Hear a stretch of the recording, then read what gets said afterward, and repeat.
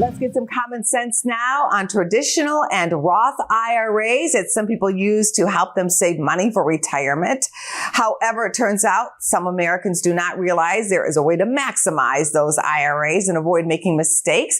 Here to share 3 common mistakes with us is the CEO and co-founder of wealth management group, Craig Bolanos. Craig, what can you tell us? That's right, Angela. We got to talk about some of the common pitfalls that Americans are running into, because it's important that everyone be as effective as they can with their retirement accounts. And one of the things I think everyone needs to focus on is what I call the second half. And you might say the second half. Well, what I mean by that is this. People are good at saving. People are good at cramming money into their IRAs, putting money into the 401ks. But I think too few people are thinking about the taxes in the second half. And what I mean by that is every dollar that comes out of that traditional IRA, every dollar coming out of that traditional 401k, it's subject to income taxes when you withdraw the funds. And who knows where income taxes are going to go in the future. Now, to help people with that, a lot of people are doing conversions to Roth IRAs, Roth 401ks. I think that's fantastic,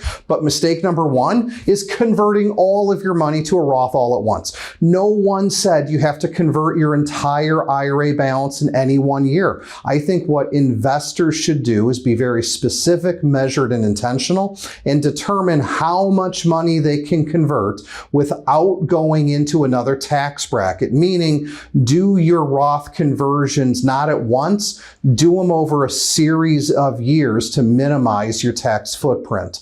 Number 2, speaking of income taxes, if you're not making conversions, but you're making contributions, remember there's a limit to how much money you can put into a Roth IRA based on your adjusted gross income. And if you make contributions to a Roth IRA when you should not, remember, the government might ask you to withdraw those monies and you don't want to pay taxes, penalties, and interest. Number 3, in terms of common IRA mistakes, we still see this in today's marketplace. It's a little bit rarer, but it happens.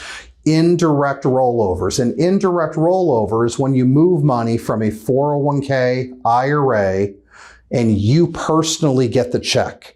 There's no reason that anybody should ever do an indirect rollover. There's no reason to have that check made out to you personally.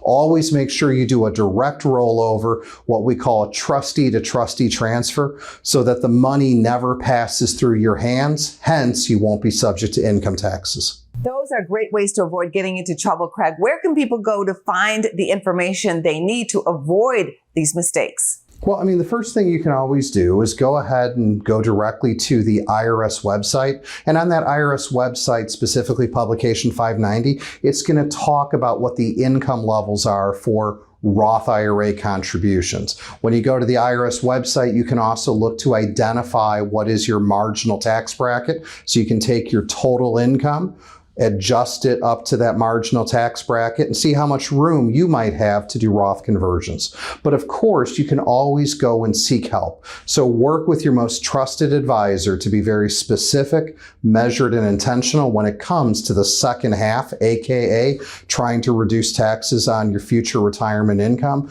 Because again, if you can lower your future tax bill, that's going to put you one step closer, not just to getting retired, but staying retired. I'm Craig Bolanos, the CEO and founder of Wealth Management Group. If you want to learn more, you can. Check out our website, investwithwmg.com. Go to businessfirstam.com for where to see our show on TV.